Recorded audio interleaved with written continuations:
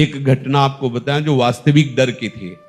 शेनपुर में थे तो वहां का एक माना हुआ हिंसक जो अच्छे अच्छे खड़े होकर उसका स्वागत करते थे, हमें पता नहीं था।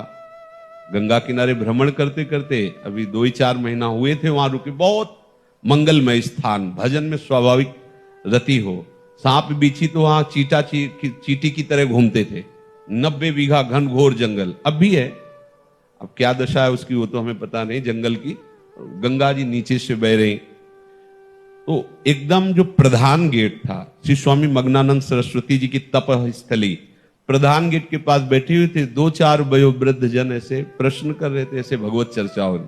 वो मोटरसाइकिल से आया और वहां उस गेट से कोई जूता या वाहन अंदर नहीं जाते थे, पर वो जूता पहने वैसे तो स्वाभाविक जो वहां की नियम पद्धति थी उसके भाव से प्रेरित होकर हमने कहा भाई कैसे। वहां जो बैठे हुए थे वो तो कुछ नहीं बोले। हम कहा ये जूता पहनकर और आप मोटरसाइकिल से अंदर जा रहे हैं, बाबा सरकार की तपा स्थली है, उचित नहीं है। और बाई तरफ ऐसे देखा, गाड़ी वहीं खड़ी की, चला गया जो भी जैसा, जूते पहने ही। फिर वापस आया, हम कहा भाई गाड़ी यहां स्टार्ट नहीं होगी, बाहर ले जाके स्टार्ट करो गाड़ी। हम भाव कहा था कि यहां स्टार्ट मत करना, बाहर ले जाओ। वो स्टार्ट ही नहीं हुई, प्रयास किया नहीं स्टार्ट हुई। मतलब हम कोई सिद्ध नहीं, वो घटना घटनी थी। अब वो हमारी तरफ बड़ी गुस्सा से देखता हुआ चला गया। अब जो वहां लोग बैठे थे उनका पता है महाराज ये 10 लोगों को हंसिया से काट चुका है, बहुत क्रूर हिंसक है। और आपकी तरफ देख रहा था, मुझे डर लग रहा है कि यहाँ रात्रि में कोई नहीं टिकता था। एक पंजीरी बाबा थे बूढ़े और एक हम थे, वहां कोई नहीं टिकता था रात्रि में, बड़ा भयावह था।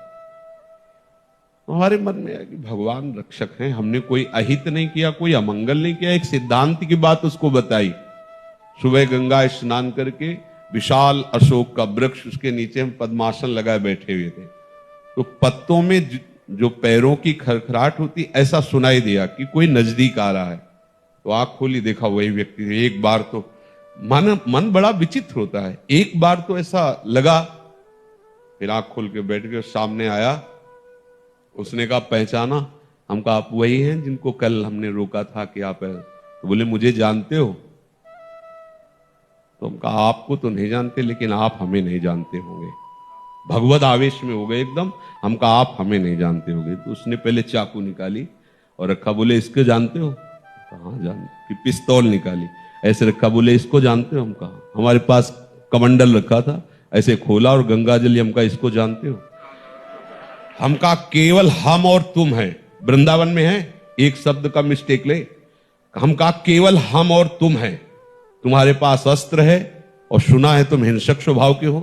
तुम अपना प्रयास करके देख लो, एक बार हम अपना प्रयास करेंगे। गंगा जल केवल है, आप करके देख लो।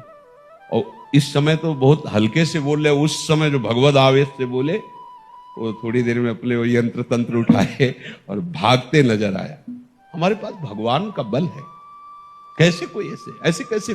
उनकी इच्छा है तो कुछ भी हो सकता है। अगर उनकी इच्छा नहीं तो प्रभु प्रहलाद जी के ही केवल नहीं है, प्रभु हम सबके हैं।